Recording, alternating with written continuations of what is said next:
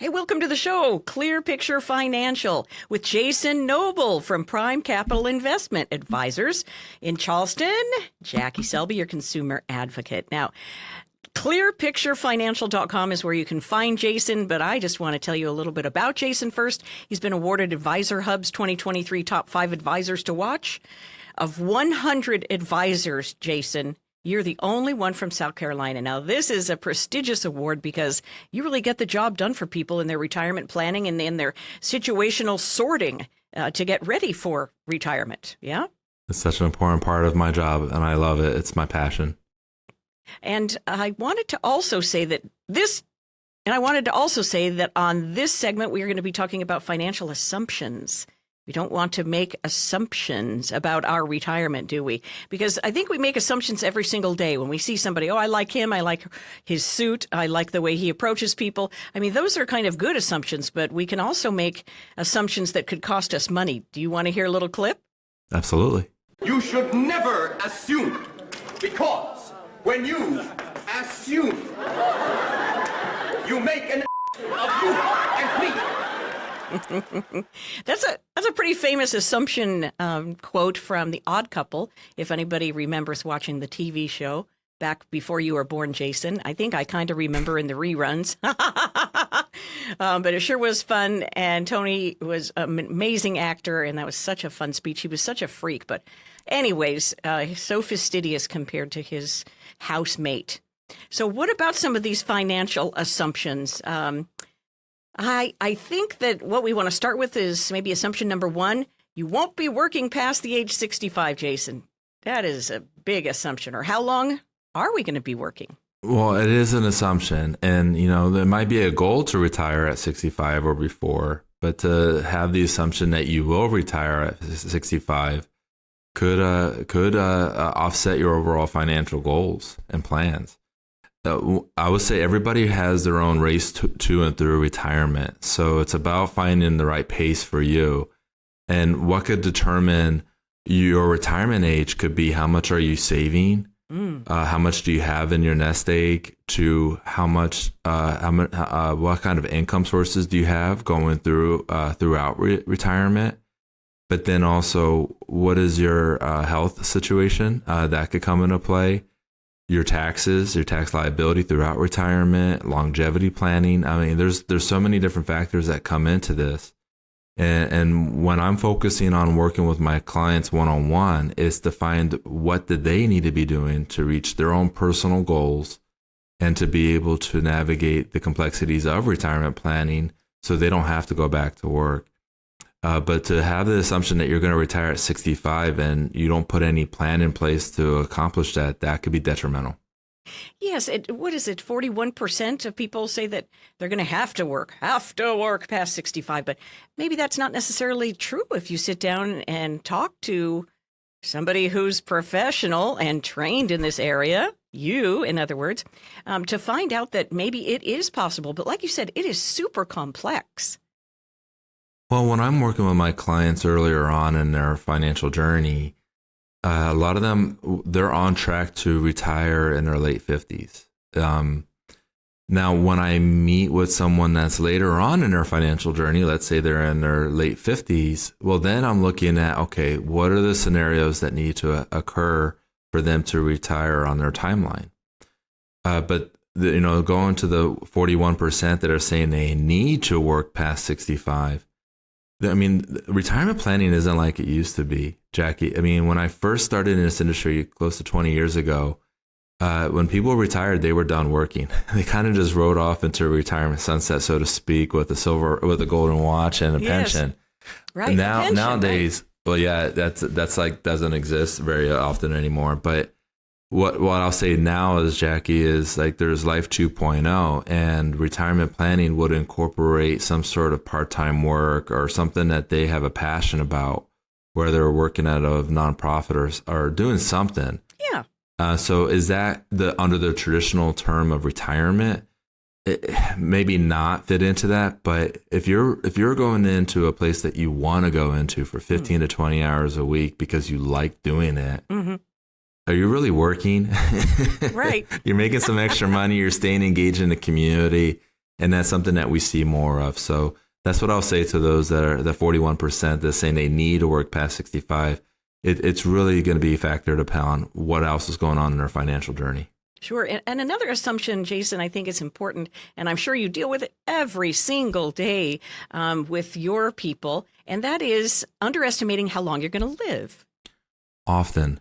Oh my gosh. I'm glad you brought this one up.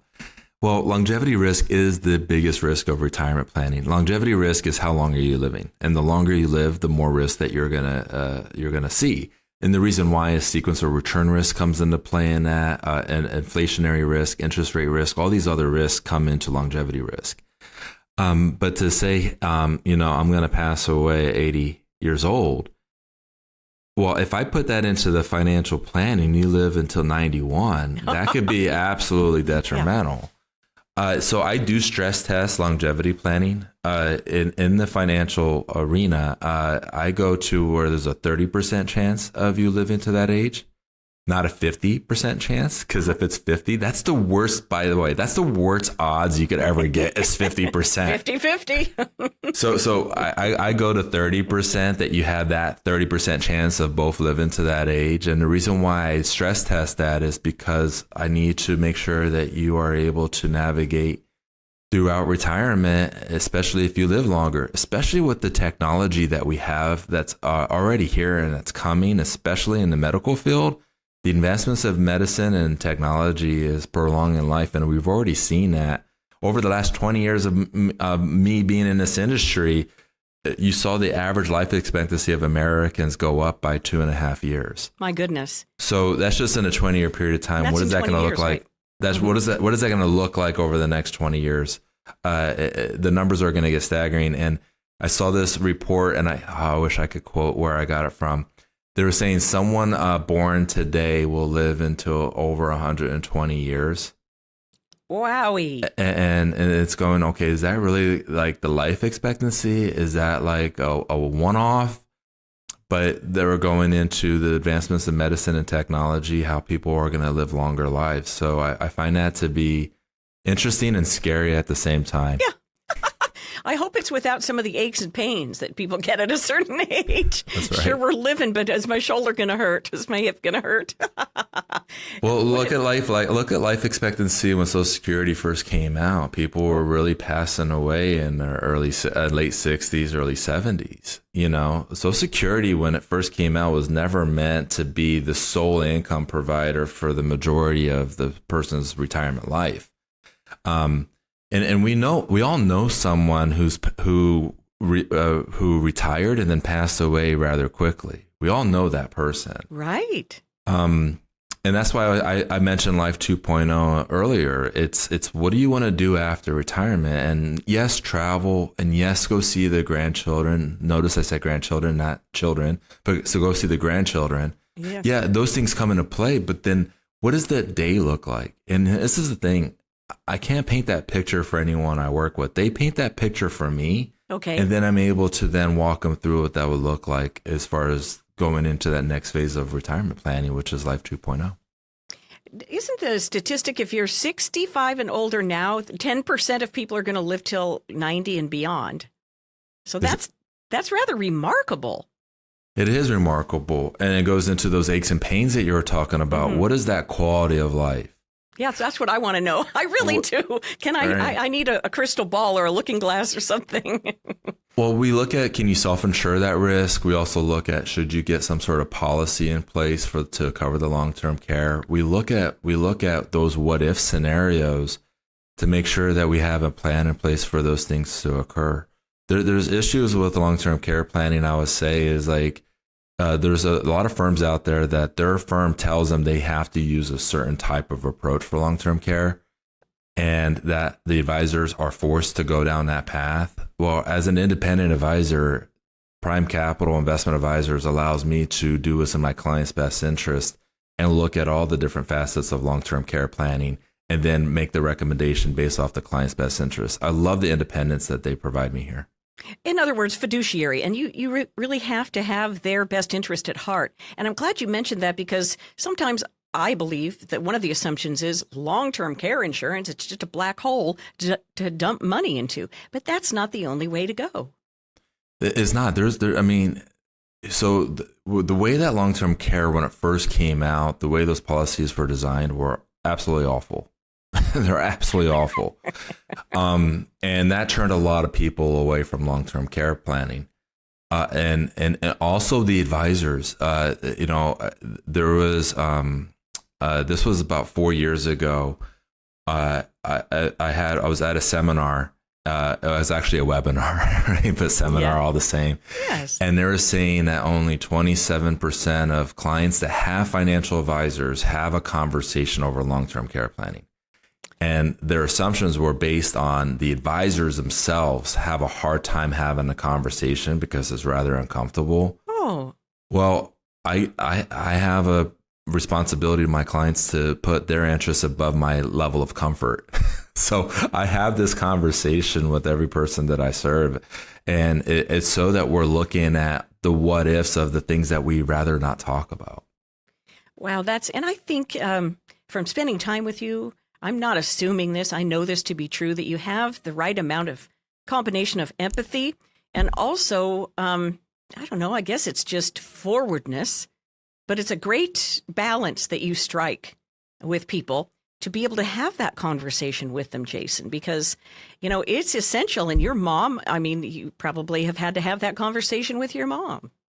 Both my parents, absolutely. Yeah. I had to have an estate planning conversation with my grandparents. I mean, you want to talk about awkwardness, talking to your grandparents about estate planning. Right. But when my grandfather passed, we were all so grateful that we had that open dialogue and candid conversation. Well, that's what we do when someone reaches out. When someone reaches out by listening in, and I know you're going to share how they could reach out to us, but we schedule a core values meeting. I cannot help anyone if I don't know anything about their story, the story of their finances, where they're at today, where they want to go, their concerns, their fears, and what are their obstacles. By understanding their core values and sharing our core values. And you probably, if you've been listening to this radio show, you know my core values by now, but we still go into our core values to make sure that we're aligned. And then from there, that's where we start to build out the analysis and then provide you on an easy way to understand scores 1 through 10. Where do you rank on the 5 major components of your overall financial life? You don't need an economics degree to understand 10 is really good. We got to keep the maintenance. 1, we have a lot of opportunity for improvement.